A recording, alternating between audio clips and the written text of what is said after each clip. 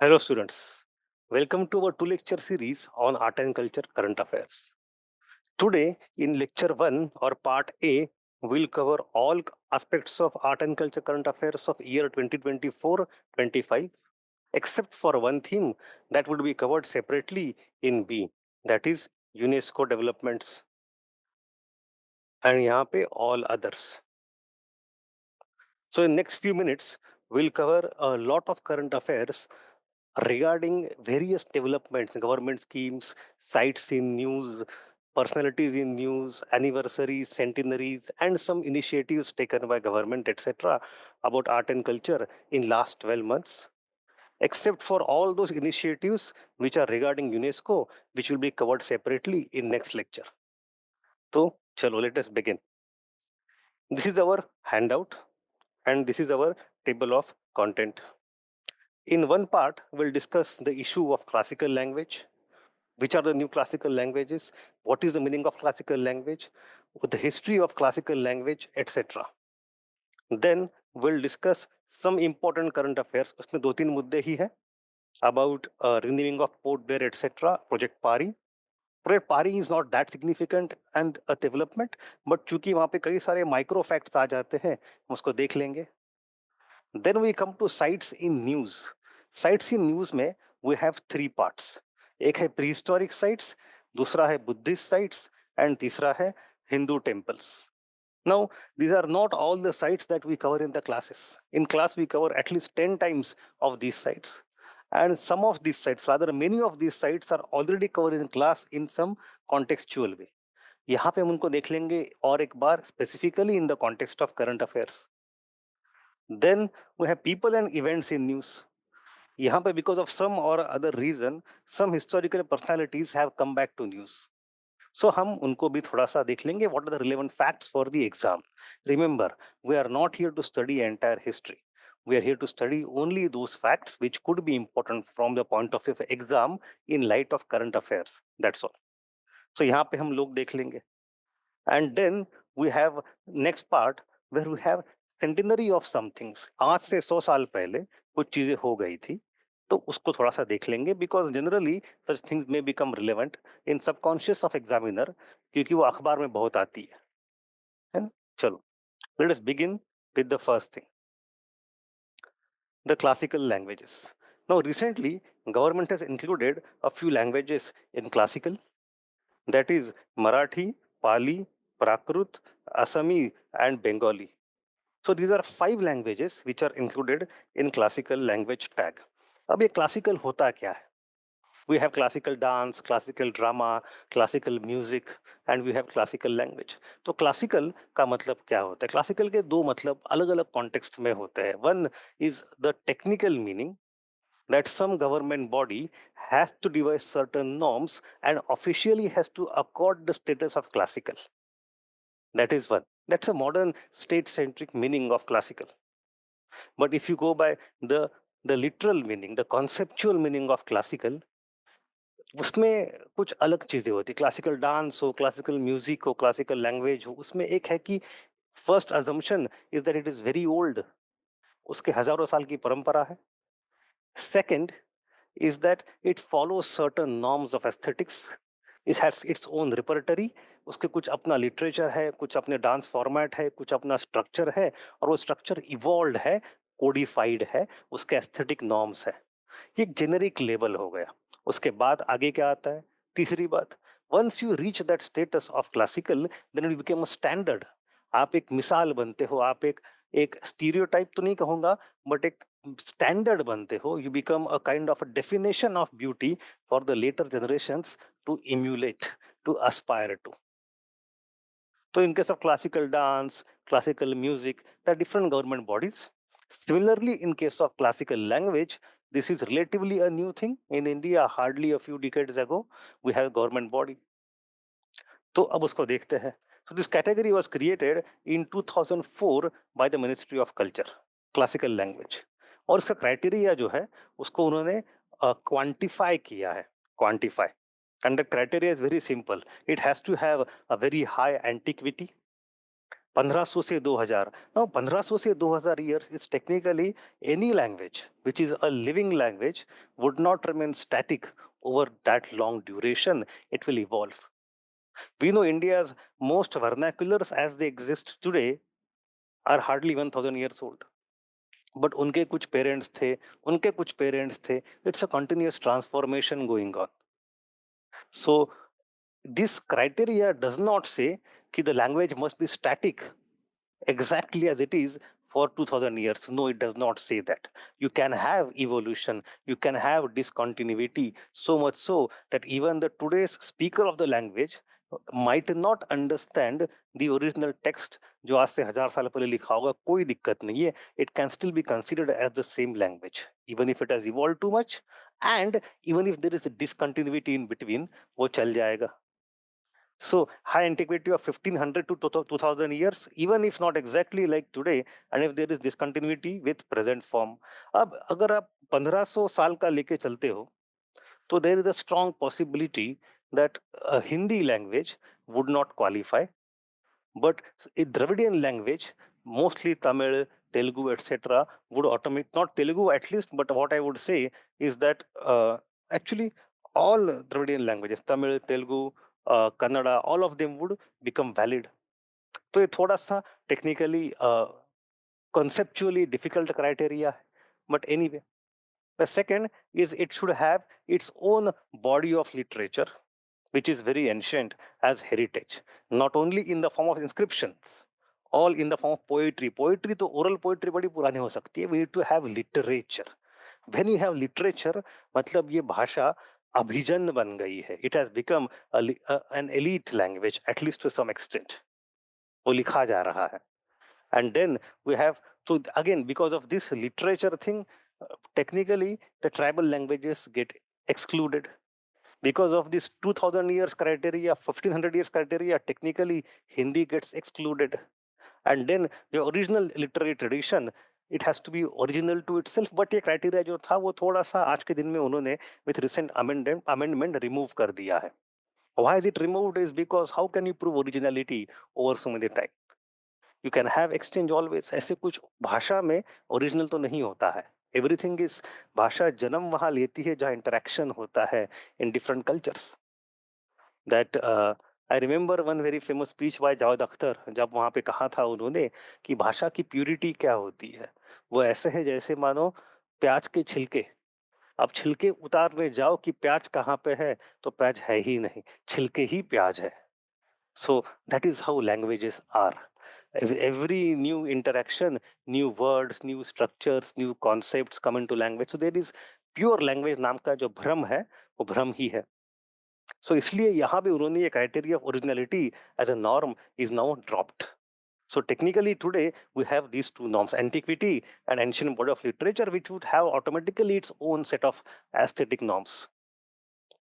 अब let us say some language is declared as classical. उससे क्या फायदा होता है? टेक्निकली स्पीकिंग अगेन ये सरकारी लेबल है. भाषा तो भाषा अपनी जगह है ही. So in this Sarkari label, what you get is some awards to the scholar of the language. You have some dedicated centers for studies and excellence in some universities, etc. And you have UGC also, which creates some professional chair of the professors of that language. तो generally ये academic research documentation level पे ही फायदा होता है. So these are technical things. Some funds become available from central government for the people who are in the field of study of that language. That is all. लेकिन in the reality, this issue of classical language is not merely technical. It is not merely administrative. It is not about funds alone. It's about lot of prestige for speakers of those language. So I come from Marathi language.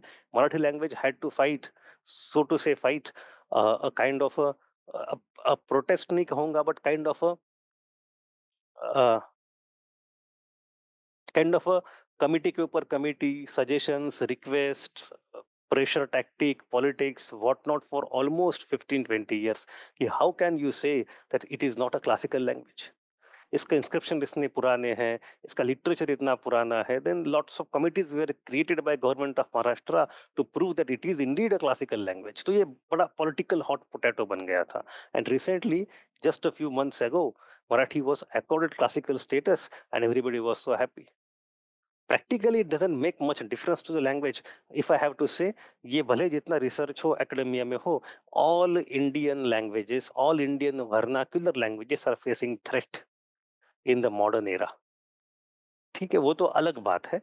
सो इतना उससे practically फर्क नहीं पड़ता है, but it is an emotional very important thing for speakers of the language. Now, apart from these 5 languages that the status has been accorded to, Marathi, Pali, Prakrit, Assamese, and Bengali, we have some other languages which were already accorded status of classicism. Tamil was the first one, then came Sanskrit very next year. These two are very old languages. These two are the parent languages of Indo-Aryan family and Dravidian family. Then we have Telugu and Kannada. Of the two, Kannada is little older from the early Chalukya from 5th century onwards. Telugu comes little later. Telugu also has little more influence of Sanskrit than Kannada, but both of them. Then Malayalam. Malayalam is थोड़ा सा उसके बाद बनती है। Old Malayalam में be very old, but इसका जो literary अवतार है that comes around 10th 11th century, वहां पे एक स्पेसिफिक मिक्सचर होता था of Malayalam and Sanskrit called as Manipravalam. It's a very interesting version of language of Malayalam, Mani-Pravalam. Then we have Odia also. Odia also. It should be, it was accorded status quite later. अब उसके बाद कई साल तक कुछ नहीं हुआ, and now you have these new 5 languages. Now, because these new 5 languages, mostly except for a part of Marathi, most of them come from Indo-Aryan family. Let us understand the evolution of the Indo-Aryan language family. Now, we know that in India, we have 4 major language families. The blue color here indicates the Indo-European, Indo-Aryan language group. Then brown color at the bottom indicates the Dravidian languages. Apart from Indo-Aryan and Dravidian, which together constitute more than 90-95% of speakers of India, we have 2 more language families. एक है Tibeto-Burman, which is spoken in this part, in Northeast, etc. And then we have Austro-Asiatic, which are mostly Mundari, Ho, etc. tribal languages. So आपके पास total 4 language groups हैं।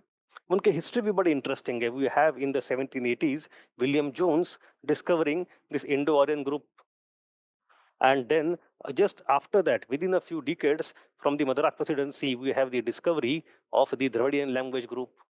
और a Aryan Dravidian issue has become very political. Not today, it had become already in the 19th century gradually. और उसका भेद originally was not racist, it was not historical, it was originally linguistic. तो वो तो चलो पुरानी बात हो गई। Coming back here, let us look at the evolution of the Indo-Aryan languages in India. We know that as per one very academically sound but yet disputed theory, Aryans came to India from outside, and the language that they spoke is called as Proto-Indo-Aryan. Proto-Indo-Aryan. This was the language that they spoke before Rigveda was composed, before they came to India. उसकी शुरुआत भी बड़ी interesting. In Kurgan hypothesis we start from proto Indo European, then proto Indo Iranian, proto Indo Aryan etcetera कर करके you have proto Indo Aryan language. All these languages are totally lost, they don't exist, but thanks to William Jones and many other linguists in later era, the existence of these languages was hypothetically recreated backwards based on today's languages. And literature, again, any literature of these languages has not survived. So what has survived today? The oldest language here in this family group is the Indo-Aryan language called Sanskrit. अब संस्कृत में भी यहाँ पे we have 2 major stages of evolution. So what we call as Old Indo-Aryan has the early stage called Vedic Sanskrit, and then came later stage called Classical Sanskrit. Classical Sanskrit. Vedic Sanskrit is the Sanskrit in which Vedas are composed. We also call it Arsha Sanskrit. Arsha Sanskrit. आर्ष। इसमें you have no compiled Vyakarana books. The idea of Aryan people started to worry about this Vyakarana somewhere around 8th century, 7th century BCE, Buddha के 300 साल पहले के आसपास. We have some compositions starting like Nighantu for etymology, etc. Some books may have been there along with it which have not survived. But एक किताब आती है जो सबसे important है और वो है Panini. Panini. Panini, sometimes perhaps in the 5th century BCE, he wrote a book called Ashtadhyayi. Ashtadhyayi. And in that book, he talked about the rules of grammar of Sanskrit. Rules of Sanskrit grammar. And it was just observation of him कि ये भाषा के नियम क्या क्या है. It was descriptive. But he wrote it in sutra format such perfectly well. We know that व्याकरण is one of the वेदांगास. 6 जो वेदांग है उसमें व्याकरण है. व्याकरण में सबसे पुराना व्याकरण जो अवेलेबल है बचा हुआ संस्कृत में वो पाणिनि है. He wrote it in sutra format and he wrote in such a fantastic way कि what was descriptive became prescriptive. What was just the explanation of existing thing, he just codified it. It became so important कि ये कानून बन गया. And any language, any style of Sanskrit that follow this Paninian grammar and that tradition became classical Sanskrit. Classical Sanskrit. So Vedas, because they are composed before Panini, they are not in classical Sanskrit language, and they may not adhere to the same grammatical structure as Panini's language does. But जो बाद में बड़े बड़े लेखक आते हैं, including Kalidas, Bhavabhuti, Bhasa, all of them are writing in classical Sanskrit. तो इसमें ये old version is Vedic Sanskrit, the upgraded codified version is classical Sanskrit. So we have early and later. That is the old Indo-Aryan. That is how Indo-Aryan evolved. Then after the old Indo-Aryan, what we have is next stage, the middle Indo-Aryan languages. In the middle Indo-Aryan languages, we have again the early stage and later stage. जब we have Gautam Buddha and Jainism etc. starting उस समय we have the 24th Tirthankara. At that time we have this early Indo-Aryan languages, that is 600 BC onwards. यहाँ पे you have Prakruts and Pali. See, I'm saying Prakruts. Prakruts. There is no one single Prakrut language. Prakrut is to be contrasted with Sanskrit. And it had some common features and some different simplified features. So Prakruts are mainly, it's a collection of all regional languages, and Pali is one type of Prakrit. Apart from this Prakrit and Pali, in which most of the Buddhist and Jain texts were composed, इसका जो next version आता है, it is called अपभ्रंश. अपभ्रंश. Now अपभ्रंश जो है, it comes in the early medieval time, after the decline of Guptas and before Delhi Sultanate. ये जो 600 to 1200 का जमाना है, वहां पे है अपभ्रंश. अपभ्रंश is a middle stage that connects the Prakrit Pali with our today's languages which are spoken in different regions. And these languages, Hindi, Bengali, Marathi, Gujarati, Punjabi, Odia, Urdu, Assami, they started emerging from early medieval to medieval time onwards. तो ये transition phase जो है between Prakrit Pali era and today's languages era, जो बीच वाला phase है, that is the phase of Apabhramsha. And उसमें भी we have massive amount of literature in India. So this is the evolution, and then finally you come to the latest era, Hindi, Bengali, Marathi, Gujarati. So we have a very famous linguistic scholar. उन्होंने क्या कहा है that we have the 2 millennia. वो कहते हैं around 1000 BCE, around 1000 CE, we have the shift in language taking place in India, language shift. उसके पहले what we have is a Sanskrit millennium. And then what we have is vernacular millennium.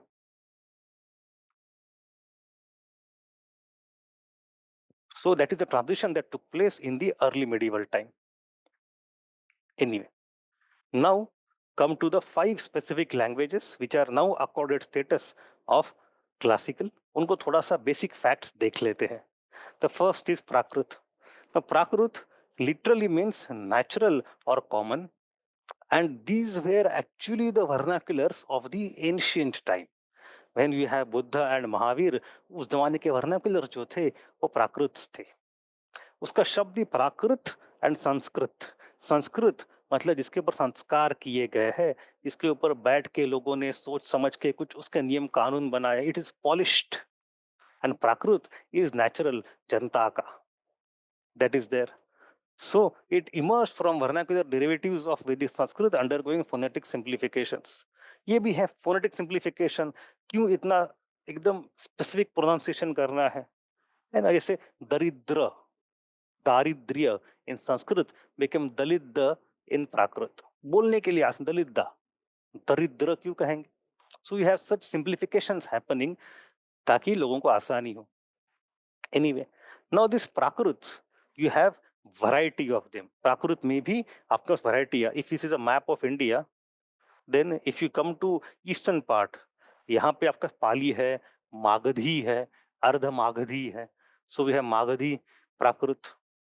If you come to the western UP part, near Mathura region, we have Shauraseni Prakrit.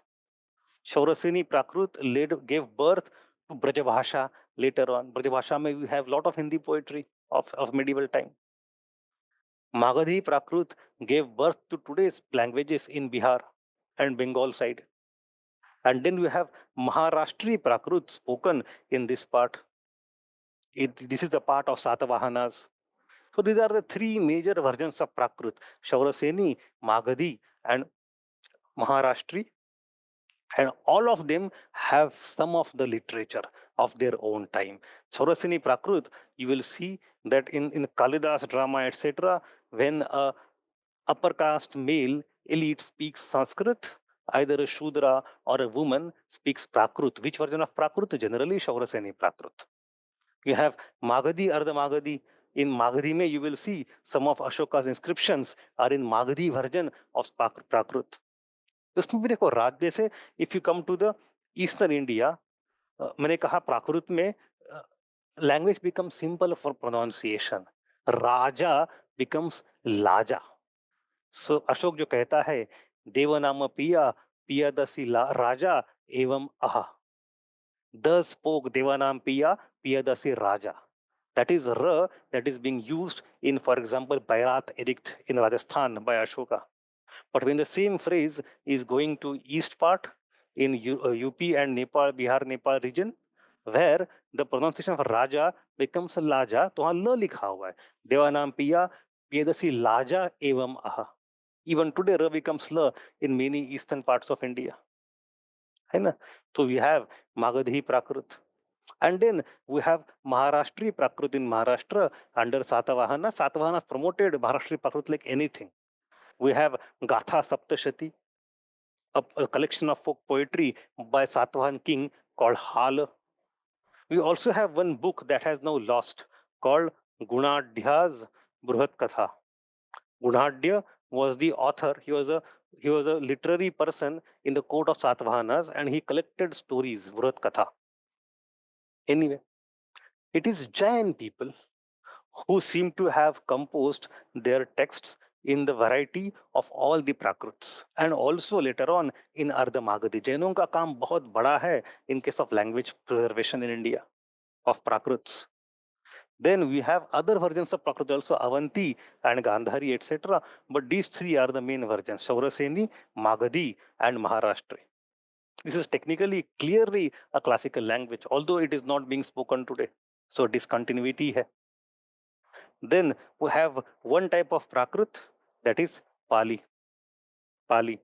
Pali belongs to Prakrit family. It was spoken by Buddha. यहाँ पे थोड़ा debate है which language Buddha spoke exactly, because Buddha's speeches, the suttas, the discourses, the sermons are available to us in his Tripitaka. Now Tripitaka, all of us know, we study in the classes.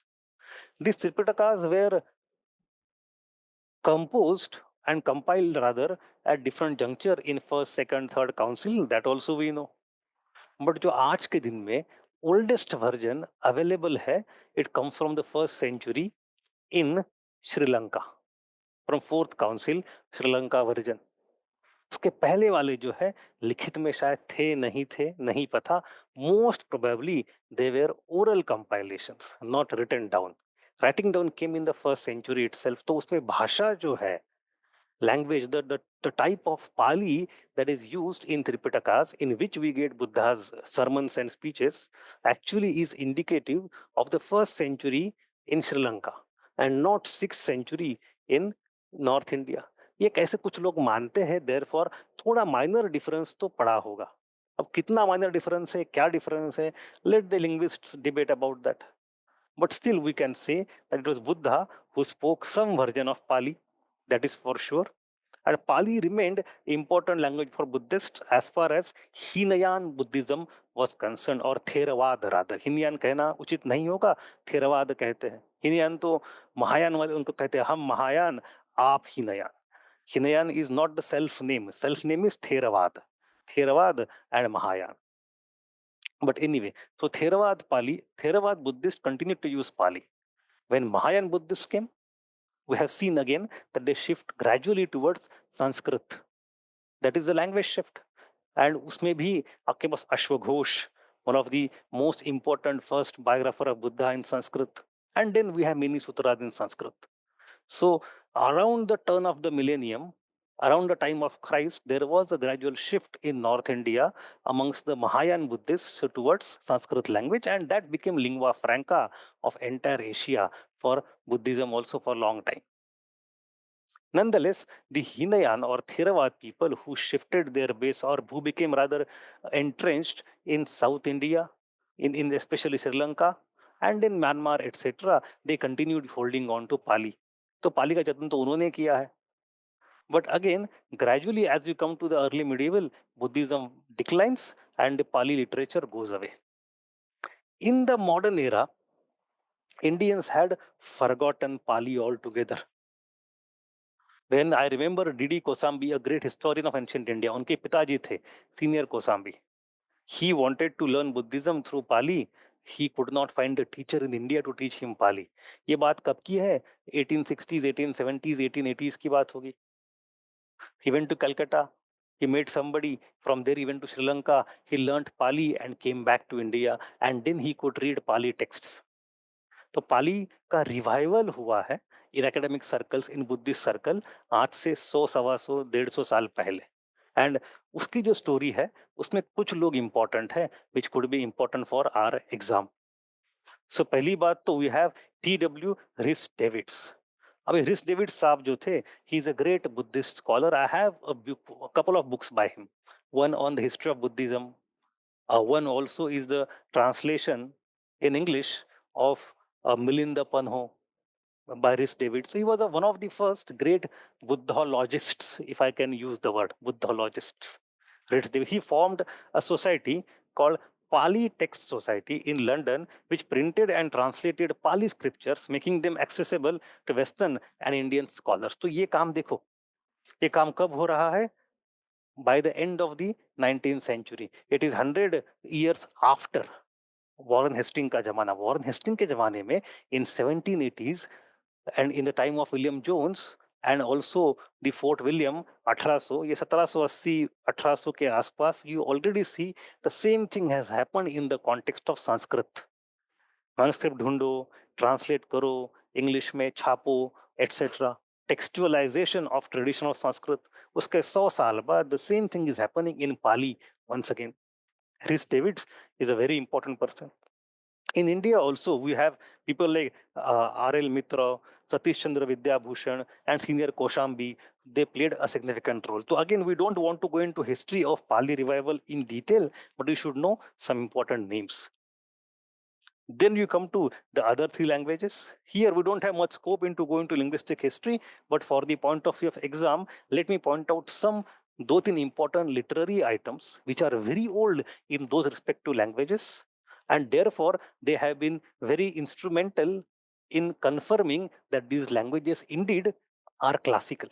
But remember, the second criteria of classicism, what was that? The second criteria of classicism was its body of ancient literature as heritage. तो क्या क्या है? Now if you go to Maharashtri Prakrit, Marathi की बात करें तो मराठी की जो एक जनरेशन पहले है वो है Maharashtri Prakrit.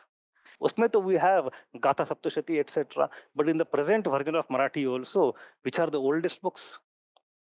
Here we have two three of them. एक है Vivek Sindhu by Mukundraj, we have Dnyaneshwari by Sant Gyaneshwar, who was a very great Bhakti Sant, or it is also called as Bhavartha Deepika. And then we have Leela Charitra. In Maharashtra, apart from Varakari Parampara, we also have something called as Mahanubhav Parampara, which we have seen in the class. Mahanubhav. And in that Mahanubhav tradition, जो कि वैष्णव परंपरा थी, इसका जो founder main संत है उनका नाम है चक्रधर स्वामी। He came from 12th century. Chakradhar Swami. Chakradhar स्वामी's biography, or rather I would say religious biography, जिसको हमने क्लास में देखा था, we called hagiography, और religious biography is called लीला चरित्र। लीला चरित्र। We have Vivek Sindhu by Mukundraj, लीला चरित्र and Dnyaneshwari. These are the three। आज से लगभग 800-900 साल पहले बड़े पुराने, in present version of Marathi, not so modern, obviously ancient ही एक किस्म से देखा जाए तो, क्योंकि if I start reading these books, maybe half the things I don't understand today. Anyway, and similarly, if you go to Bengali Assami, before they branched out, they have one common body of literature in the Pala era.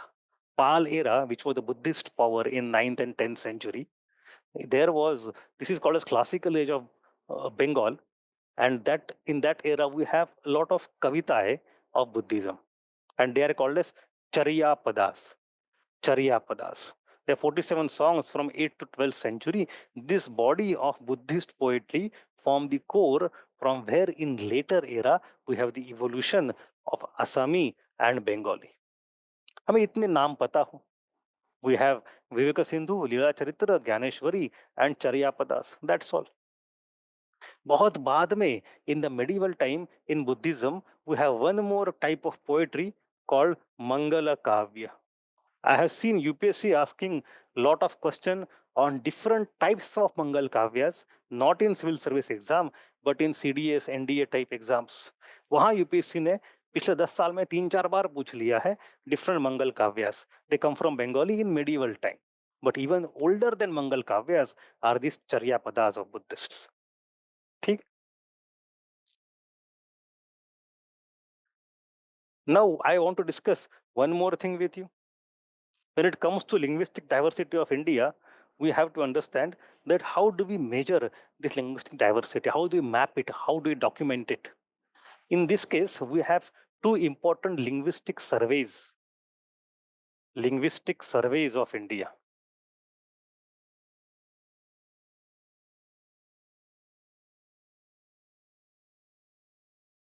Let us call it LSI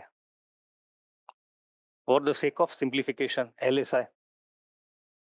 The first one took place आज से 125 साल पहले in 1901, 1910, 1915 के आसपास. It was by a person called Grierson.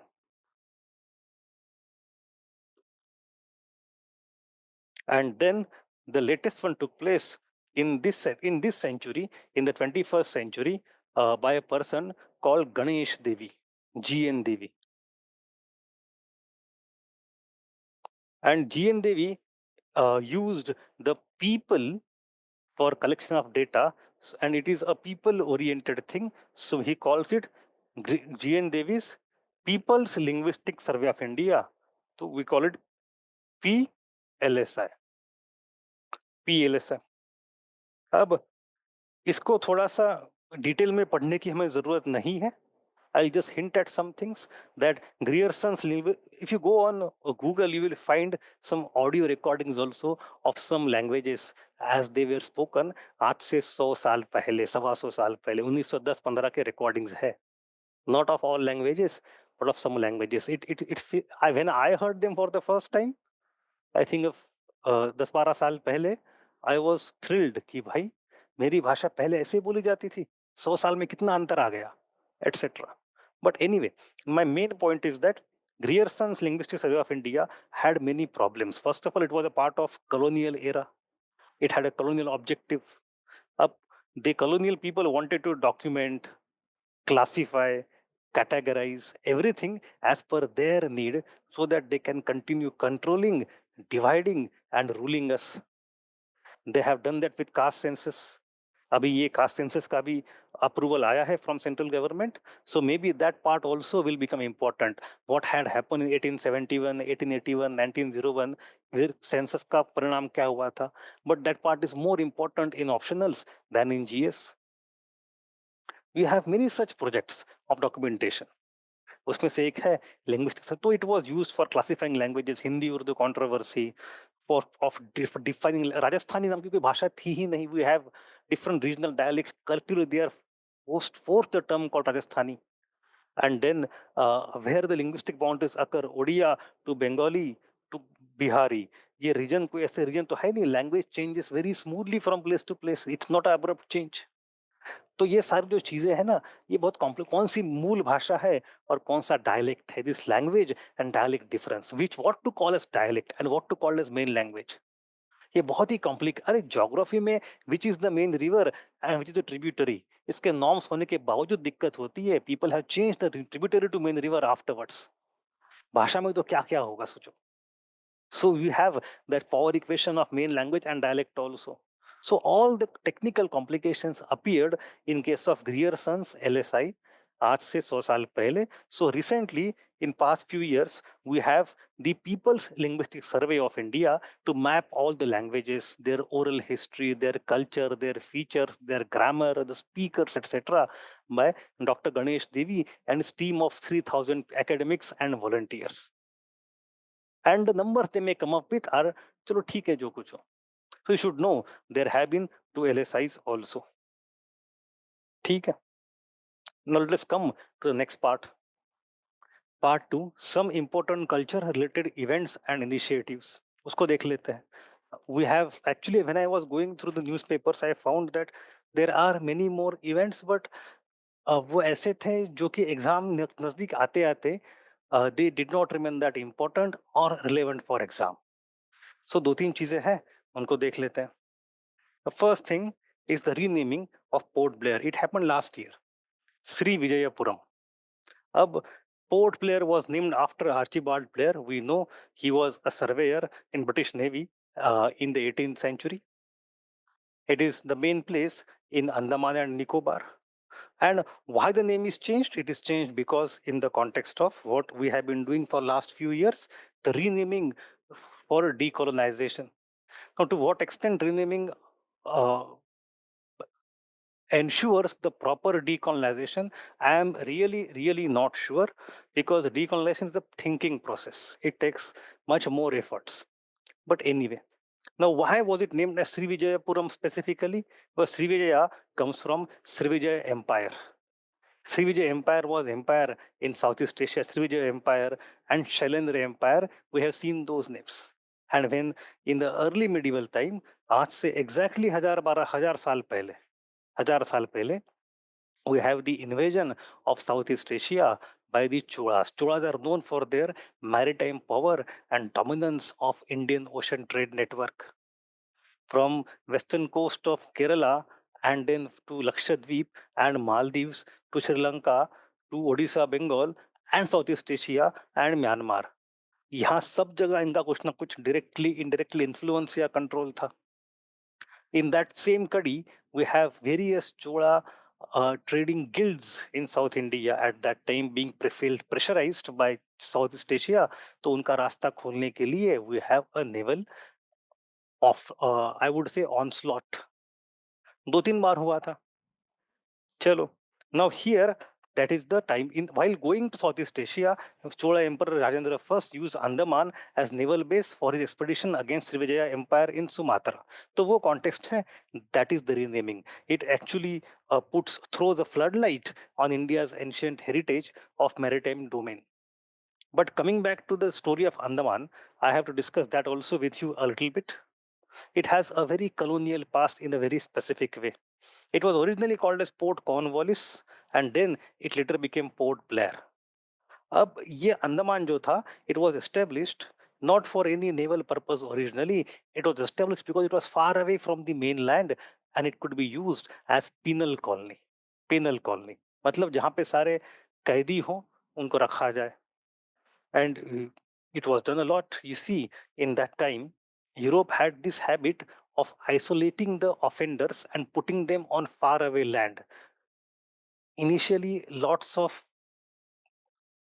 outlaws, I would say, were forced to shift to America. सारे गुंडे वहां पे चले गए. Then you also see how Australia का पूरा continent was a penal colony. कि जितने चोर चक्के हैं उनको सारा वहां भेज दो. It's a very racist way of thinking. Similarly, in think of Napoleon, Saint Helena in Atlantic Sea, right. So आपको ऐसे कई एग्जांपल मिलेंगे कि पिनल कॉलोनी और पिनल आइलैंड और penal continent was formed by Europeans. इनको आइसोलेट करो because चोर है तो चोर ही रहेगा, रिफॉर्म नहीं होगा. और चोर का बेटा भी चोर होता है because it comes in kind of a family. That is how they used to think in 17th 18th century 19th century. A typical racist thing. In case of India, this was a penal colony, especially established after 1857. But by the time of 20th century, you will see that they started to construct a cellular jail. उसका बस एक दो wing अभी बचा हुआ है, बाकी सारा विंग टूट गया after World War II and some other things. So cellular jail, and then that jail became the main jail for the hardest, the severest, the harshest kind of punishment for Indian revolutionaries, Krantikaraks. उसमें भी the two names that come very often is Swatantraveer Savarkar and Sachin Sanyal. Now, Savarkar wrote a book on the experiences of the torture that he had to experience in Andaman. Name of that book is Maji Janmathep. Maji Janmathep. It means in English, my life transportation, because he was given double life judgment, right?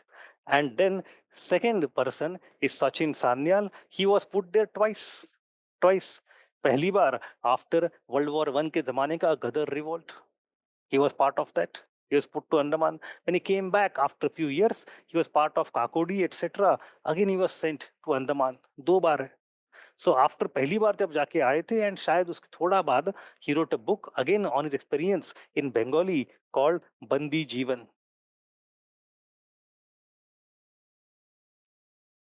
This book became extremely popular amongst the revolutionaries in Bengal, Bandi Jeevan.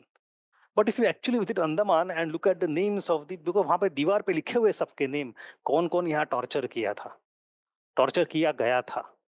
If you look at the names, although Savarkar's name is very prominent, वो थे उनके बड़े भाई भी थे बाबा Rao Savarkar.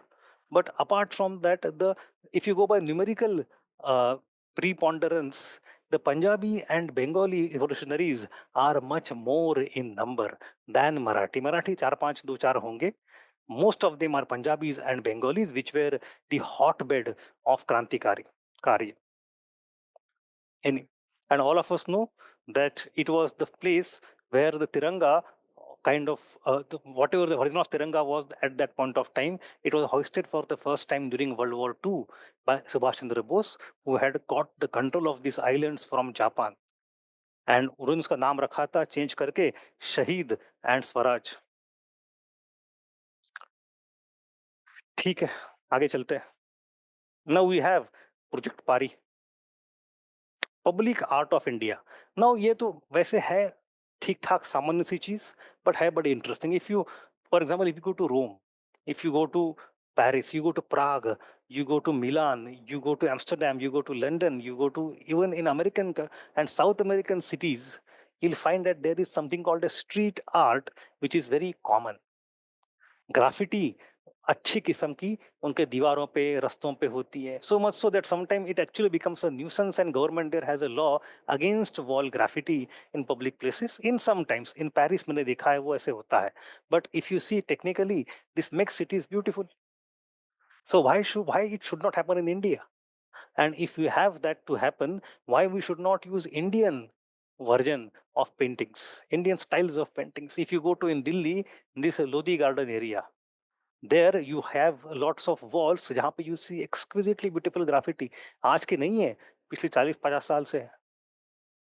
So यहाँ भी you will see that this is the attempt to promote the art democratization by making it accessible, transform cities into open air galleries, traditional folk arts को उसको modern theme में लेके आना, and to preserve and showcase India's cultural intangible heritage.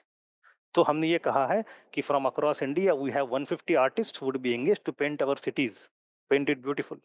And different art forms would be used. तो इस बहाने we have a list of different art forms from different regions in India जो कि UPSC पूछती है एमसीक्यू में। तो मैंने एक टेबल बनाया हुआ है which art form comes from which region or state in India. We have Gond art from Madhya Pradesh, we have Fard art from Rajasthan, Thangaka, Buddhist art from Sikkim, Pichwai, Nathadwara from Rajasthan, Barithani from Rajasthan, Warli painting from tribals in Maharashtra, we have Aipan from Uttarakhand, Alpana from Tripura, Cherial scrolls from Telangana, etc. अब इसको there is nothing actually, अगर आपको इसको पढ़ना है तो हर एक का एक फोटो लेके उसके इतिहास देख के पढ़ सकते हैं, but I don't think we don't have time for we have time for that, we don't even need that. What I recommend is एक बार टेबल देख लो, उसको छोड़ दो, आगे चल लो। We generally have some kind of linguistic sense also, some paintings we know, some languages we understand, तो ये क्वेश्चन जनरली गलत नहीं होता है, ठीक है। And then we have very symbolic process, another once more time, of the decolonization, the change in Lady Justice of Supreme Court. The older Lady Justice is like this, the newer is like this. Pehle it was a Greek and Roman deity. Now it is a kind of Indian deity. So the transformation of appearance is not merely appearance, it is also conceptual and historical.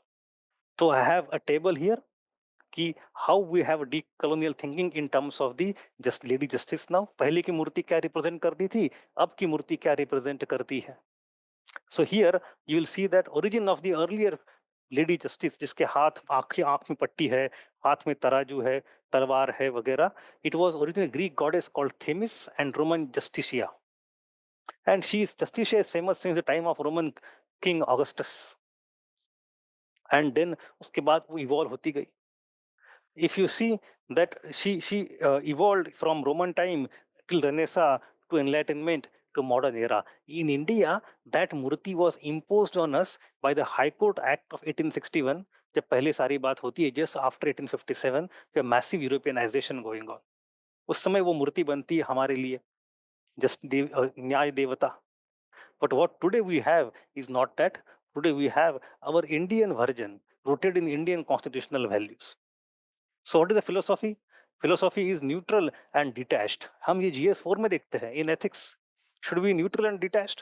Maybe as per the ideal bureaucracy in case of European context, that is true in colonial context. But today we don't want somebody who is neutral and detached. We want compassionate involvement and engagement with people who need the support. So justice as informed, aware and rooted in lived realities.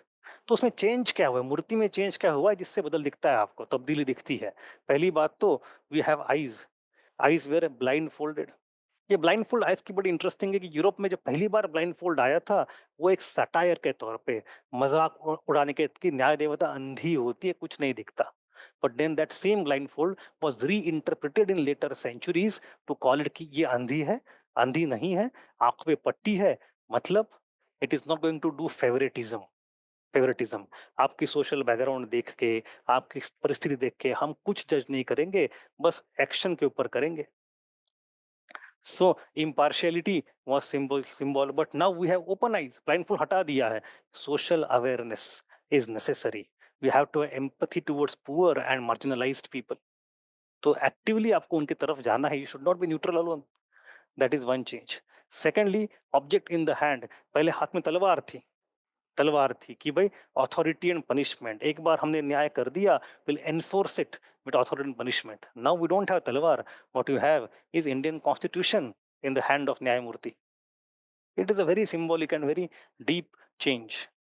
Then scales, presently they symbolize the weighing of evidences that is retained. हाथ में तराजू है, वैसे ही रखा हुआ है, but cultural identity is changed. Initially it was Western Murthy, we have the Roman robes called stola, like उस तरह उसके जो कपड़े थे वगैरह, उसके ornaments थे, यहाँ पे कुछ। Now it is changed, now she is wearing sari. She is wearing sari and having traditional Indian ornaments like मुकुट, we have गले में हार है, बिंदी पहनी हुई है, हाथ में बैंगल्स है, कंगन है। So she's a typical Indian woman. So we have this transformation which is philosophical and also representational. अब ये फिर भी I still think it is highly symbolic, very symbolic, but still symbolic only. इसका real impact on the actions of judiciary कितना होता है, क्या होता है, वो तो समय ही बताएगा. Then you go to next part. Now we have three sections about sites in the news. In the three sections, the first is prehistoric sites, second is Buddhist sites, and third is the temples. Now, of these three segments, the first and the third, that is the prehistoric and temples, we have very quick way of doing that, just a list of some facts. But in case of the second one, the middle one, Buddhist sites, we have to go in some deeper analysis because वहाँ पे कुछ debates भी हुए हैं and important debates हुए हैं. Look at the first prehistoric sites. Some of these sites are newly discovered in recent times. Mostly they come from South India, except one site from UP, and that UP site is very interesting. उसकी बात करेंगे. So we have Kerala, Telangana, and Karnataka. And in prehistoric, they are generally megalithic art sites and also Chalcolithic, Neolithic, Iron Age sites, etc. So उनको एक बार देखते हैं नाम. We have Kanhira Poil in Kerala, which has got some megalithic structure and the rock art. And they are quite similar to Kerala में भी जैसे Edakkal caves है, which are very important anyway. अब ये rock art क्या होता है? We have seen the 4 types of rock art. We have seen different structures of megalithic also. वो तो regular class का काम है. I don't want to go into those details here. Just understand recent facts. It is kind of an addition to that. We have few sites in Telangana, Oragutta, Devarla Bandamula, and Damara Togu. In Telangana, again they have some kind of megalithic structure and rock art. Then you have Mudichu Thalapalli in Telangana, which is a Neolithic site, which has got geoglyphs. Geoglyphs मतलब वो जो carving होता है, petroglyph और geoglyph, उसमें से we have seen one very major geoglyph called Konkan geoglyph, which are in UNESCO World Heritage tentative list. But we have such geoglyphs from across India in different parts, जहाँ जहाँ बड़े बड़े पत्थर हो. Then we have, I'll come to Tilwada later, we have Chandravalli caves in Karnataka, again come from Iron Age, which has got some inscription also. ये कुछ sites हैं जो recently मिली है या recently news में आई है from prehistoric era. The most fascinating one I found is Tilwada. Tilwada is in Bagpat district of UP in western UP. इसकी इतनी news बनी नहीं. I don't know why. Maybe it will happen in the coming days and months. Tilwada. Remember there was a site called Sanauli, which became very famous. उसके ऊपर there was a documentary by Discovery Channel also, because we have found some sword, ribbed sword, some shields, some coffin burials, and most importantly, we have the chariots or rathas. So do they represent some Vedic culture? We don't know. Definitely late Harappan and Chalcolithic site है, but क्या वैदिक है नहीं है? We have to wait for the more research. But उसमें एक बात जो थी in Sanauli cemetery, that there were two chariot burials. अब ये चैरियट बरियल क्या होता है? In Central Asia there we have found when the great people, some elite people die, they are buried with their chariots. सब जगह पे people are buried with their grave goods, sometimes ornaments etcetera. In Central Asia, in some remote past, we have chariot burials. पहली बार India में मिला था chariot burial in Sanauli. And that was also one possible connection. क्या ये Aryans है और क्या ये आर्यंस बाहर से आए हैं? Question mark. Now similar thing you see finding in Tilwara once again. In Bagpat, UP, in Tilwada, there was a news in Sunset TV where copper objects, pottery, bricks, etc. But most importantly, we have a chariot और एक रथ मिला है. Again, research is still pending. Let us wait for that. But the Tilwada site has become therefore very fascinating to follow. Now let us come to the Buddhist sites. In Buddhist sites, there are some very interesting things happening. पहली site है Ramgram stupa. Now we know that after Buddha's Mahaparinirvan, there was a kind of a war situation and everybody wanted the Buddha's relics. Ultimately, a Brahmin called Drona did some kind of Mandavali. He divided the relics into 8 parts and gave to 8 kings so that they can build their own stupa there. So 8 stupa बनाए थे. So one of those 8 stupas, the earliest stupas in Buddhism with Buddha relics, is at a place called Ramagrama. It was a Kolia kingdom's capital. Second thing of Ramagrama is that it is the only undisturbed stupa. क्योंकि after Buddha's time in Mauryan era, post Mauryan era, Gupta era, etc., ये स्तूप सारे खोले गए, they were opened up, and relics were distributed at more places with newer places, and more stupas were built. But except for one thing, we have very famous sculpture from Sanchi, where you have this Ramagrama stupa, which is a Kolia capital, which are the Naga people. So you can see all Nagas here. And we have some Devaduts also. Everybody is, the people are kneeling in front of the stupa. The stupa is very important. Devdut hai, kneeling people hai, लोगों के हाथ नमस्कार किया हुआ है, and protected by Nagas. So this is a Ramagrama stupa here. On the other side, we have Samrat Ashok sitting in the Ratha chariot and coming here, and he's saying कि मेरे को स्तूप खोल के relics दे दो. Now he did that everywhere to all the 7 other stupas, and he got the relics. When he came here, he was not successful. People said हम नहीं देंगे. So Ramagrama stupa remained to be the only stupa which was never opened throughout the history, and Buddha relics were there for a long time. तो Ramagrama stupa today is in Nepal. It's a UNESCO heritage site, tentative list में है, not finally approved. And in 2023, Buddhist relics were discovered in Nepal in this site. तो relics मिल गए यहाँ पे.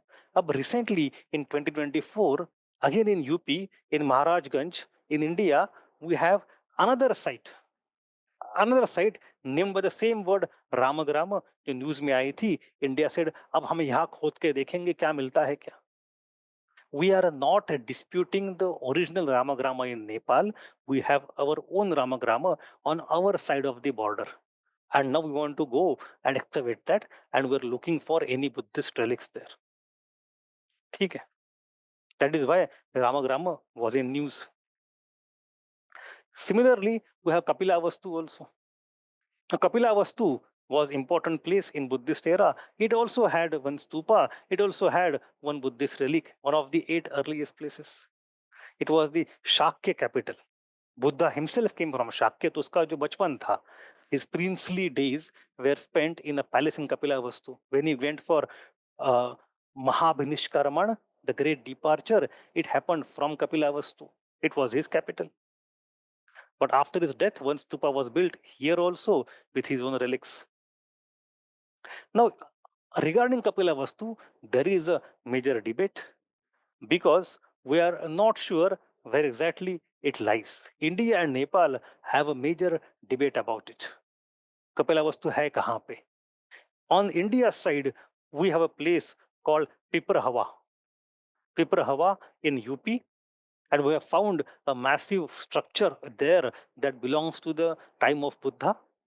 And after excavating that structure in the colonial time, a person called William Claxton Pepe in 1898-99 also found Buddha's relics there. So we say that Kapilavastu of that time is nothing but Piprahawa of this time, जो India में है. Nepal says no. There is some other place in Nepal just across the border which Nepal claims to be original Kapilavastu. तो कपिलावस्तु को लेके दोनों तरफ थोड़ी खिंचातानी चलती आई है. आज की नहीं, बड़ी पुरानी है. But that is not the main thing. Why this Kapilavastu is in news today is because ये पेपे साहब जो थे, ये खुद वो रिलिक तो निकाल लिए, and a portion of it he took with himself. लेके चले गए. मतलब कोई इज्जत ही नहीं है. He took that relic with himself, and that portion of that relic remained with his family for generations. तब से लेके आज तक. It is now that they want to auction it. तो उनमें से कुछ लोगों ने वो दी है Sotheby's को.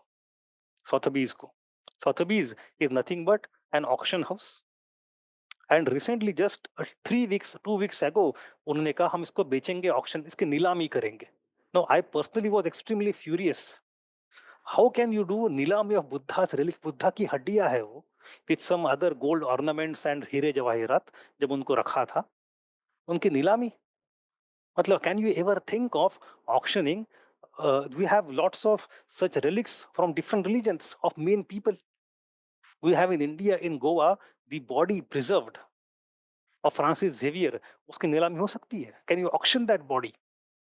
You have, if you go to Kashmir, in Hazrat Bal Masjid, पैगंबर साहब का बाल है, हजरत बाल है वहां पे. In many places in the world, we have the hair of Muhammad पैगंबर himself preserved very well. क्या उसको आप बेच सकते हो, उसकी नीलामी कर सकते हो? How can you go for auctioning Buddha's body? So I was utterly disturbed when I saw the news, but the government of India has taken a very good step. Government has sent a legal notice to Sotheby's कि this is not allowed. This is our cultural property as per our act. That is the Antiquities and Art Treasures Act of 1972. You have to repatriate. आप इसको बेच नहीं सकते. And Sotheby's have retracted from auction. उनके website से चीज हट गई है. अभी उन्होंने कहा है we are putting a pause on it. They are not saying हम इसको बेचेंगे नहीं. They would have their legal claim कि भाई we have taken it from Pepe took it from his father, he took it from his papa, then his papa करके Claxton लेके आया था कहीं से, ये तो हमारा है. अब colonial era में जो कुछ लूट के लेके चले गए, does it make it fair deal? It doesn't make any sense. But there is the issue of Kohinoor diamond. There is the issue of various Chola murtis. There is the issue of Bhavani Talwar. There is the issue of Vaganak. There is issue of lot of Tipu's treasure. Lots of Mughal paintings.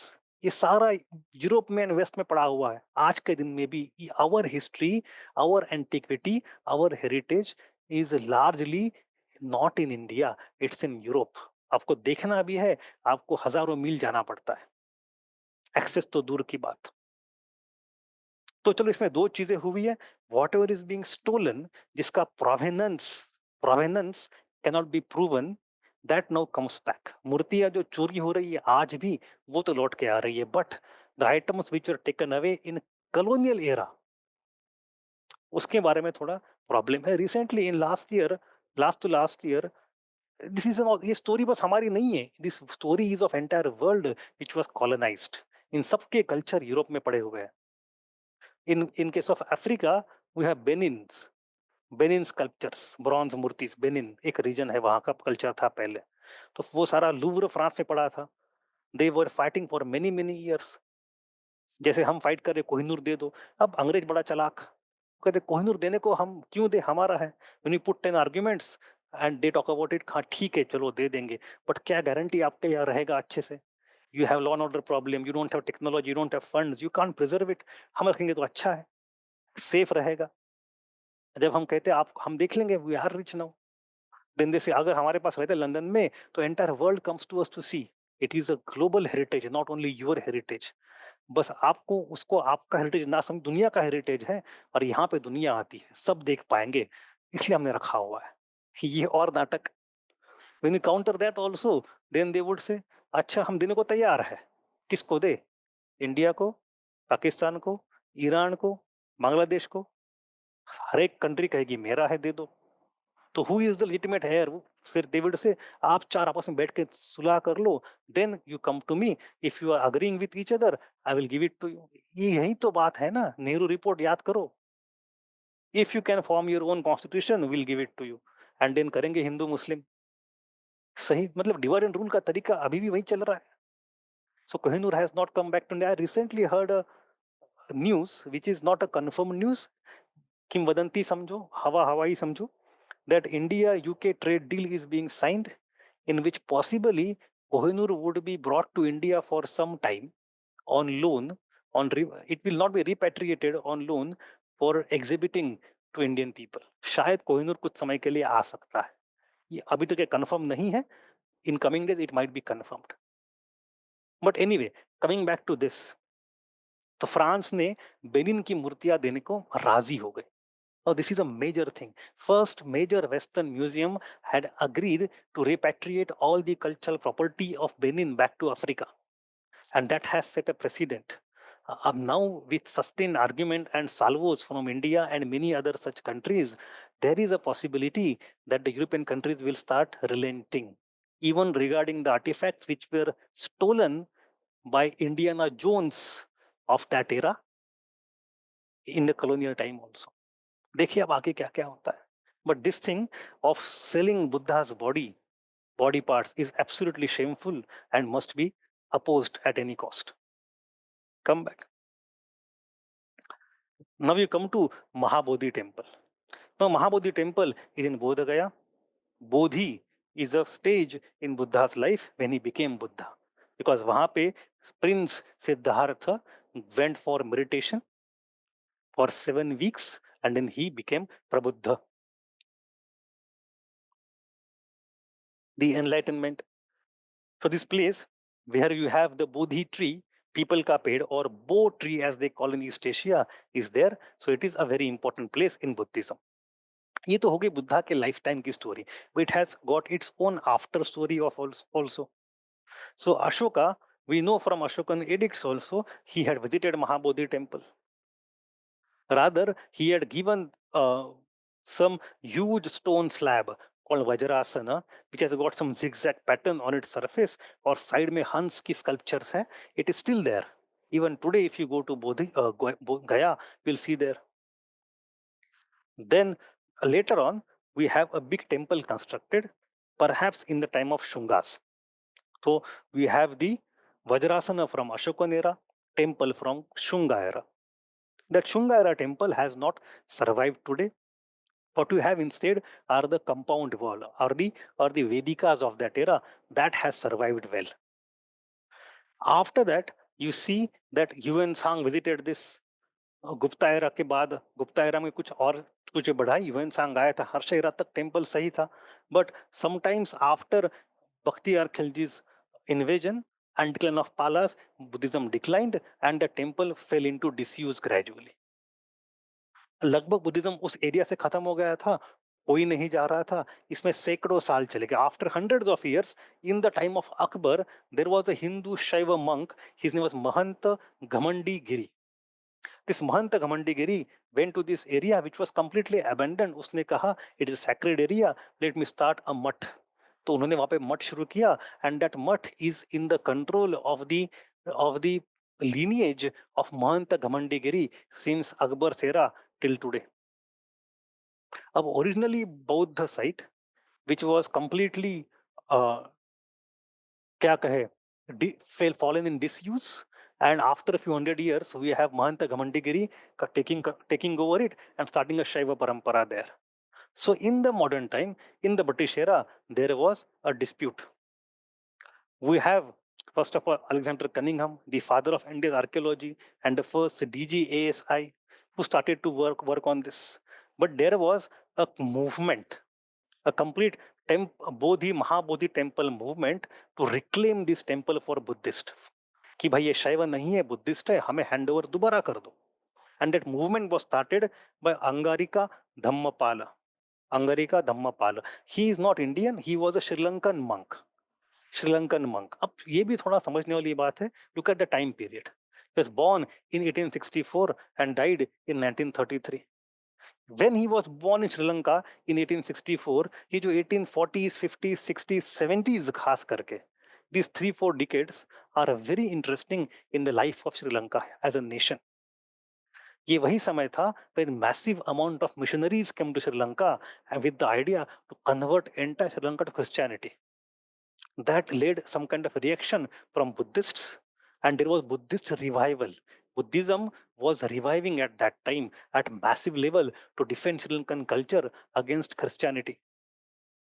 और यहाँ पे missionaries of Christian and monks भिक्षुज of Buddhist इनमें घने debate हुए हैं. Public debate. तुम्हारा argument ये, हमारा आर्गुमेंट ये, तुम्हारा भगवान ये, हमारा भगवान ये, तुम्हारा फिलोसफी ये, हमारा फिलोसफी ये. बहुत डिबेट हुए. And those debates are well documented. हजारों लोग देखते थे उनको. In 1870s there was a debate. I don't recall the name of the book. एक डिबेट हुआ था and in that debate there was some manuscript that was created जो today UNESCO में रजिस्टर हुई है in memory of the world. चलो उसको हम कवर कर लेंगे in our next lecture separately when we cover UNESCO. So in this couple of months ago only, that manuscript has become UNESCO Member of the World for Sri Lanka, not for India. But in that charged atmosphere of revival of Buddhism as national religion in Sri Lanka was born this person called Angarika Dhammapala. When he became young, came under influence of Theosophical Society. Now, Theosophical Society we study in India in our modern history because we have Alcott and Blavatsky and then बाकी लोग वहाँ पे आते हैं etc. Especially Annie Besant and then Arundel वगैरह. But उसमें जो कुछ लोग थे, they were working from Chennai, Adyar. Some were working from Sri Lanka and they were more involved into revival of Buddhism. तो उस समय this person Angarika Dhammapala came under that influence and he became very active. He revived Buddhist pilgrimage to India and launched a dispute over temple's control. उसने कहा he is a star person who started Mahabodhi temple movement. He founded Mahabodhi Society in 1891 in first Colombo and in Calcutta. He sought the support of all Buddhist countries in Asia कि भाई ये Bodhi temple, how can it be in the hand of Shaivas? Buddhists should regain the control. And he fought legal struggle also, political struggle also, the diplomatic struggle also, academic struggle also. Ultimately, when he was passed, उसके 10-15 साल बाद Bihar government passed the act called बोध गया temple act 1949, in which government acceded कि भाई सही बात है, दोनों तरफ में कुछ valid claim है, क्या करें? तो he formed a committee. This act forms a committee. That committee has people. उसमें we have 4 Buddhists and 4 Hindus, and then we have ex officio chairman जो कि वहाँ का DM होगा. So 4 plus 4 plus 1. So technically this was solved, but again this committee did not solve all the problem. Why? Because यहाँ पे 4 बौद्ध है, 4 हिंदू है और एक DM है. अब DM comes from which religion? There is no requirement that he has to be Buddhist alone. It's not required. So जो कोई DM होगा, Christian हो, Hindu हो, Buddhist हो, and considering India's population, most probably statistically he would be a Hindu. So this temple as per Buddhists still remain in Hindu control because of 4 plus 1 versus 4. तो ये अब दोबारा debate शुरू हो गया है. Recently in last month 2 months ago there were protests all across India, especially in Bodh Gaya, where people said कि we want to amend the act, give it exclusively to Buddhist. अब ये debate का जो आगे होगा जैसे होगा देखा जाएगा, because there are arguments from both the sides, legal also, religious also, philosophical also. And when I read the debate, I found that दोनों argument बराबर बराबर matched है, तो somebody has to be more empathetic. अब देखा जाएगा कैसे होता है आगे. But come back to our current affair. This is the current affair that Bodh Gaya Temple Act is now in debate. The second part is Vishnupada Temple. In Gaya itself, just a few kilometers, I think in 10 kilometers के आसपास, we have other temple called Vishnupada Temple. This temple is at a place called Gaya. Gaya का गया नाम इसलिए है कि विष्णु ने गयासुर को वहां मार दिया था. And then we have the story that Rama did the Shraddha of his father Dasharatha at Gaya. तो गया इज वेरी इंपॉर्टेंट फॉर पितृ पक्ष के महीने में पिंडदान करने के लिए, श्राद्ध करने के लिए. That occurs at a place called Vishnupad. It is just a few kilometers apart from the Mahabodhi temple. So government has now said in this year's budget that there will be pilgrim corridor. जैसे काशी में बनारस में किया था वैसे यहाँ एक pilgrim corridor होगा which would connect the Vishnupada temple with Bodh Gaya temple, Mahabodhi temple, so that people who want to visit both would find it easy to go. That was the current affair. Chalo. Now we come to next thing called Phanigiri Gutta. Now Phanigiri is a site which is very important. Very important. यहाँ पे what we have, फणी मतलब फणा. फणी is the serpent का hood. नाक का फणा होता है. अगिरी मतलब पर्वत. It means snake hood mountain. इसका जो पूरा नाम था वो धर्मचक्रपुरम था. Recently in Phanigiri, we have found दो बड़े मटके भर के हमें सिक्के मिले हैं, coin hoard, and these coins belong to Satavahanas, Ikshvakus, Romans, Guptas, etc., Kshatrapas also. This Phanigiri site actually is very, very important. In last few years, it has become a kind of a very sensational site in the study of archaeology and Buddhism because of many findings. हमारे की किताबों में जो है NCERT में we have Amaravati Nagarjunakonda. These are 2 very famous sites. उसी के आसपास फणिगिरी है. It is the same category in the same league. There are actually, if you see on the map of Buddhist sites, the hundreds of stupas are to be found in Amravati region or Andhra region, in Krishna Godavari Delta region. Most of them were constructed by Satavahanas who come after Mauryas in the post-Mauryan era. And once Satavahanas, who were Brahmins but supported Buddhism a lot, after they were gone, in Andhra region we have next dynasty called Ikshvaku dynasty. अब ये इक्ष्वाकु अलग है. These Ikshvakus have nothing in common with Ram का वंश इक्ष्वाकु. ये इक्ष्वाकु अलग है. In this Ikshvaku dynasty, which is a Buddhist dynasty that comes after Satavahanas, they continue to patronize Buddhism. तो सैकड़ों बुद्धिस्ट स्तूपा बने हैं. There are many sites, Bhattiprolu, Bavikonda, uh, lots of them. So one of them is Phanigiri, but Phanigiri now has it is coming as a more important site than most of the other sites. Satavahan Ikshvaku period post-Mauryan, located on important trade route connecting eastern western Deccan, closely related to Amravati and Nagarjuna, which was also called Vijaypuri, Ikshvaku capital. It is a place of early Buddhist art in South India. इसमें महास्तूप है, चैत्य विहार, temples and sculptures, etc. And you see the coexistence of Mahayan and Hinayan. So the beginning of Amravati style of architecture, Amravati style of sculpture. You don't have to go to only Amravati and Nagarjuna. Phanigiri also is a very rich place with lots of sculptures. ये बड़ा famous photo है of Phanigiri Torana. Phanigiri Torana. ये तोरण इतना exquisitely beautiful है and this is contemporary to Sanchi torana. Sanchi तो UNESCO site है. Unfortunately, in South India, both Amravati and Phanigiri have not survived well, so they cannot become UNESCO sites. And Nagarjuna तो it went into the backwaters, तो हमने इसको उठा के कहीं और रख दिया है. वो अलग स्टोरी कभी कल्चरल प्रॉपर्टी साल्वेज की. Anyway, you come to now Sannati. Sannati is a very important site we study in class also in Karnataka. It is from Ashokan and Satavahan era. Sannati की बड़ी interesting खासियत है. Sannati was not on the Ashokan site map at all till 1980s. There was a temple of called Chandralamba temple of goddess Kali. Kali का मंदिर था. In 1986, there was a earthquake, a minor earthquake in which there was some kind of damage to the temple and the murti. अब damaged मूर्ति को आप नहीं रख सकते. So local people decided that let us change the murti. So they took the murti out. उसके नीचे जो आसन था मूर्ति का, that got exposed for the first time. और वो आसन क्या निकला? That आसन, when people saw it, it was Ashokan edict. Ashokan edict, discovered in 1986 only. Sannati suddenly became very famous. But nearby Sannati, you have another site called Kanaganahalli. Now, I have seen some people calling it Kanganahalli, but it is not Kanganahalli, it is Kanaganahalli. It's very close to Sannati. Kanaganahalli has a great stupa in limestone, white stupa, which is now getting restored gradually. This stupa, originally its core may be Ashokan, but its architecture is typically Satavahan, exquisitely beautiful stupa, where you have lots of sculptures. जातक कथा वगैरह तो है, उसकी बात नहीं कर रहा हूँ. We have sculptures of Ashoka with the word Rayo Ashoko, and then sculptures of various Satavahana kings, princes, and queens also.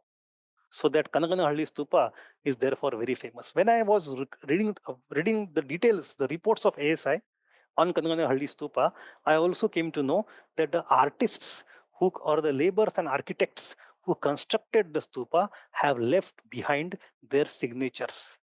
And the main signature is of a person who is the architect of the stupa. And that signature is there in Kharoshthi. That is interesting. Kharoshthi में signature है. Kharoshthi was a script that was used in northwest India, northwest Gandhar में. So is it that the Indo-Greeks were building stupas there and some of the artists were imported from Gandhar to Karnataka by Satavahanas? We don't know what happened, how it happened, but some of the people involved in the construction of Kanaganahalli stupa in Satavahan domain seem to have come from Gandhar region. इतना तो पक्का है. Anyway, then you come to Anuradhapur. And last year in the month of November, the current affair is that I went to Anuradhapur. मतलब मैं तो गया था अलग से, Apart from that, sometime later, we have Prime Minister Modi going to Anuradhapur. He was in Sri Lanka visit, and he visited Anuradhapur and then worshipped Mahabodhi tree there. So Anuradhapur is actually a very important city, historic city in Sri Lanka. It is their first capital. You know ये कितना पुराना है? It goes back to Sangam era. जब chair चोला पांड्य थे संगम era. It goes back to pre-Mauryan era also. Pre-Mauryan era. In the 4th century BC, the city was established as the capital of Sri Lanka. And it remained as the capital of Sri Lanka for next 1200, 1300 years. 1200-1300 साल तक capital रहा. Till the early medieval time, till 10th century or so. This capital was closely connected to South India in Sangam era. So we have the Chola king capturing Sri Lanka. Karikala की बड़ी famous story हमने class में देखी है. Karikala, है ना? So founded in 4th century BC, it served as Sri Lankan capital till 11th century. Now this capital also came to light because Ashoka had sent emissaries of Dhamma Vijay across the world. In that, he had sent his son and daughter Mahinda and Sangamitta from the Bengal port of Tamarlipti to Sri Lanka. And Sangamitra, Ashoka's daughter, had brought a sapling of Bodhi tree with her to Sri Lanka. और ऐसे माना जाता है कि वो वहां पे लगाया अनुराधापुर में. That is the point how Sri Lanka gradually became Buddhist. And that is the point, that is the sapling that has continued to be there even today. ये मान्यता है. So this is a very important center. Now, जो politics of south India में कई बार Sri Lanka south India हमले बार हुए हैं, युद्ध हुआ है. Cholas invaded multiple times, etc. And by the time of 11th, 12th century, this capital declined, shifted elsewhere. Today it is UNESCO World Heritage Site, Anuradhapur. Anuradhapur also incidentally is one of the sites where we have found the evidences of pre-Ashokan Brahmi. Brahmi script का आज तक माना जाता था oldest written evidence comes from Ashokan edicts, but now it is not true. In South India, from Porunthal, from Kodumanal, from Kirdi, and also in Sri Lanka from Anuradhapur, we have found many small inscriptions on graffiti on potsherds, etc. जहाँ पे clearly Brahmi script है, and that goes back at least 100-200 years before Ashoka's time. So Brahmi का pre Ashokan evidence south में मिला है, ये तो पक्का है, including at Anuradhapura. Then we have Nalanda. I don't think I need to teach Nalanda at all. Nalanda is a World Heritage Site, education center. We have studied very well in the class, and I have added some facts also here because there is some kind of construction going on there in university. But apart from Nalanda, the similar news came this time from Vikramshila as well. Vikramshila as well, that ASI is developing some ancient site for tourism. And in 2025, again, Modi ji said that at its peak, Vikramshila University was a center of knowledge for the world. We have already fused ancient Nalanda University's glory with the new Nalanda University. After Nalanda, it is the turn of Vikramshila as we are opening a central university in Vikram. So Vikramshila may be a university banegi, like in the case of Nalanda. So taking advantage of that, let us look at network of 5 important centers during the Pala period, Buddhist education centers. आज से 1000 साल पुराने. So we have Nalanda, Udantapuri, Somapura, Vikramshila, Jagadalla. I have put them in the series, in the sequence of their foundation. The oldest one is Nalanda. Nalanda comes from the Gupta era. Kumar Gupta first, father of Skanda Gupta. He is supposed to be the founder of Nalanda University. उसका नाम एक नाम से we have found one inscription there, Kumar Gupta के नाम से. In that inscription, he is called Shakraditya. Shakra is nothing but other name of Indra. तक्रम शक्रस्य दुर्लभम, हम कहते तो है बचपन से. इंद्र को छाछ भी दुर्लभ है. So we have Shakraditya was the other name of Kumar Gupta first, the father of Skanda Gupta. He is the founder of the university. It is visited by many. अब देखो यूपीएससी सवाल कैसे पूछती है. Who among the following were the visitors of Nalanda? उसमें you have Fahian, you have Yuan Tsang, and you have Aiching or Itzing. Now we know that Fahian came to India in the Gupta era at the time of Chandragupta II. Yuan Tsang in the time of Harsha, and Itzing came a few decades later. I just now told you that Nalanda was formed initially. It may have been important center in Mauryan era. It was important center in Mauryan era, but that's a different story. Nalanda as educational center was formed by Kumar Gupta. Kumar Gupta is father of Skanda Gupta. मतलब Kumar Gupta is son of Chandragupta II. तो कुमार गुप्ता यहाँ पे आता है. So is it possible that Fahian would visit Nalanda? No, he might have visited Nalanda, yes, but that time there would not be another university. He would not be educated in Nalanda University. But Yuan Sang, I think, would be. ये तो chronology की simple बात है. So Nalanda is there, and then today it is UNESCO World Heritage, started by Guptas, but it is Samrat Harsh and the Pala emperors who made it very great.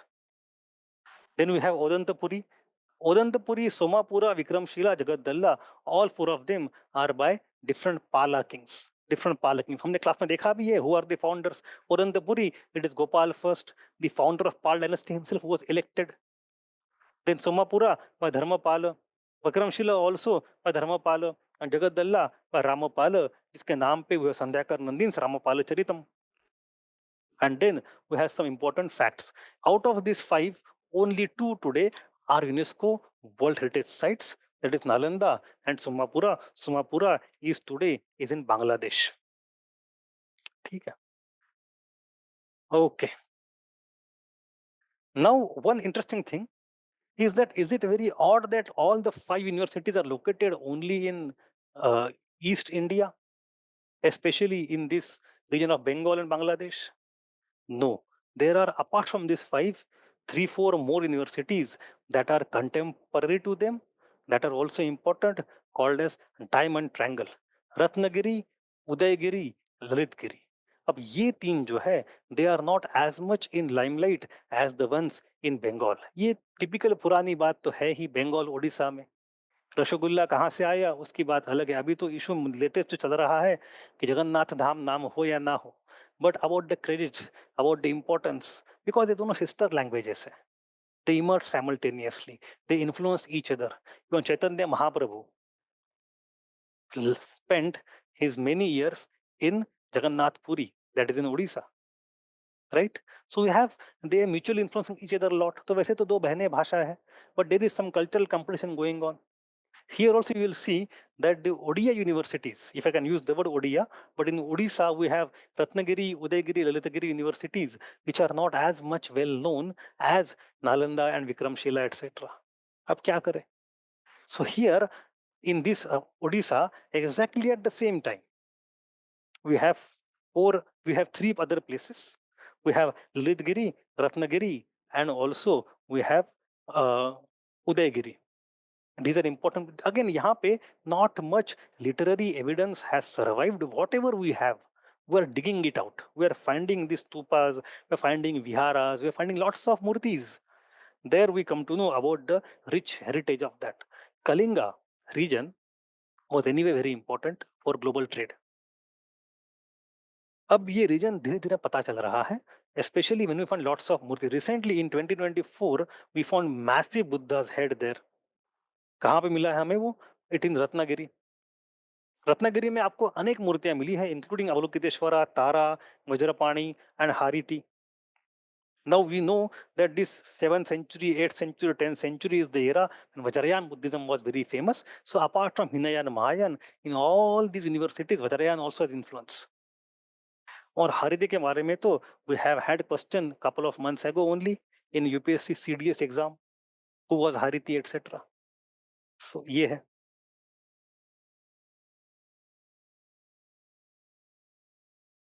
And then we have sites in news, that is various Hindu temples. I will not go into the history of temples क्योंकि ये सब हमने class में देखा हुआ है.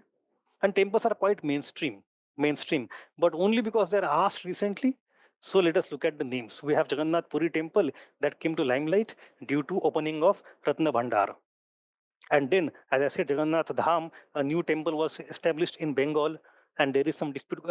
पिछले 3-4 दिन पहले ही the titular king of Puri has written letter to some people saying कि भाई reconsider the name.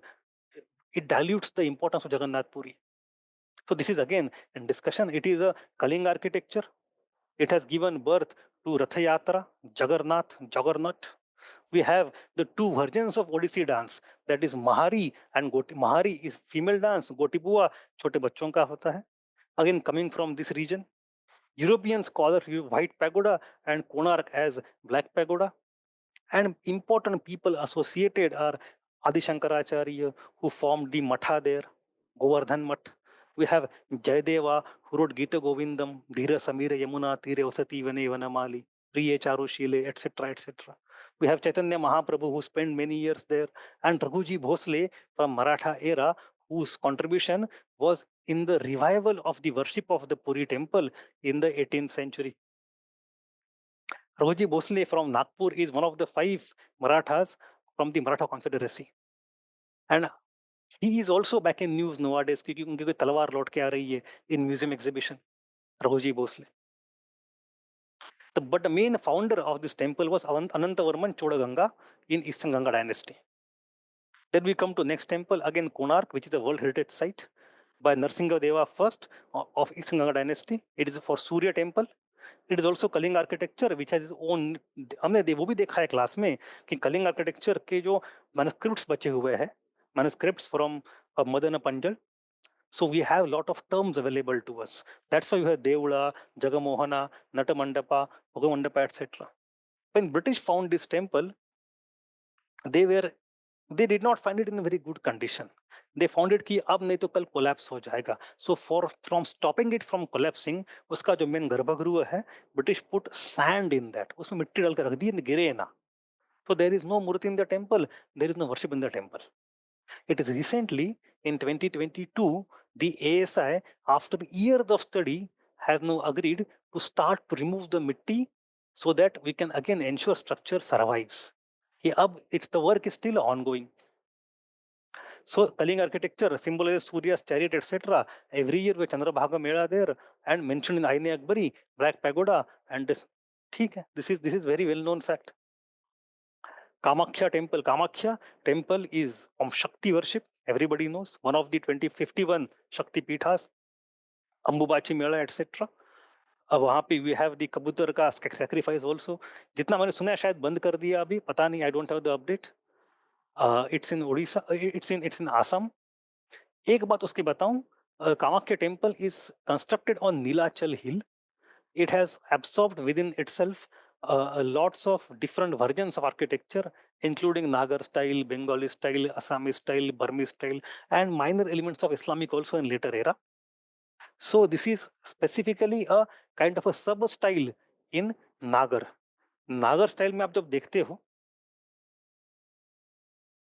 this is India and this is the part of Nagar architecture. So in Nagar architecture, what we have is different regional styles. We have in central India Madhya Desha style.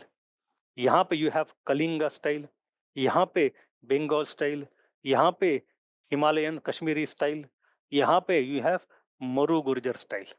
So one extension of Bengal style is this. यहाँ पे what we have is Nilachal style. And Nilachal style, which is nothing but combination of this Bengali, Nagar style and other regional versions, etc. Its archetypical example is Kamakhya temple, Nilachal style. Then we come to South India and Deccan. We have some important temples. Again, they are studied in the class. I don't want to go into details, but just for the Sangameshwara temple that is found in Andhra Pradesh by Chalukyan era, Pulakeshin II, the same king who defeated Harsha. Bhayavita Vigalo Harsha, Yena Chakari Harsha. And the defeat of Harsha is found in which inscription? Aihole inscription, which is where? In Meguti Jain temple. Meguti Jain temple.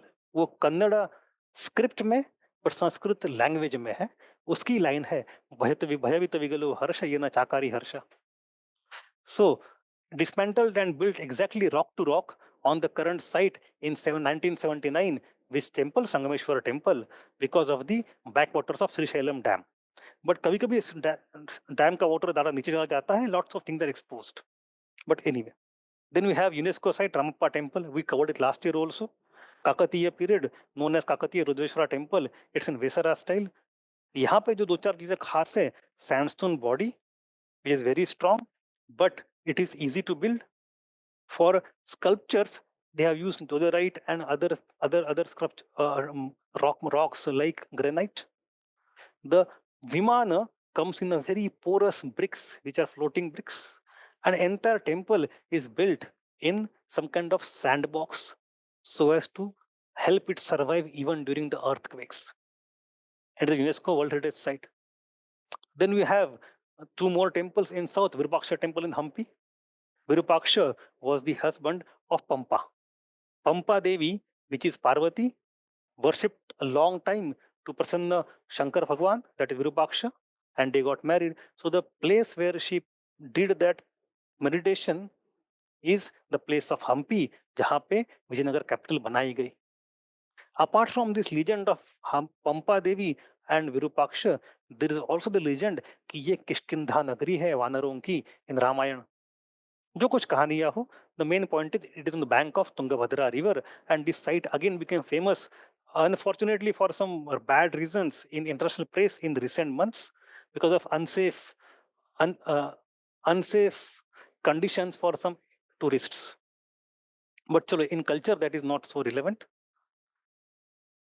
Dravidian style to hai, and then we have Abhatsa Hayeshwarar temple. Abhatsa Hayeshwarar temple in Chola era, Dravidian temple. It got some award recently for conservation. It is in case of Vikram Chola and Kulottunga Chola. So these are the some temples which were in the news in recent times. Now we'll move to the next part. People and events in news. चलो इसको हम अगले lecture में करेंगे. ठीक है. Thank you.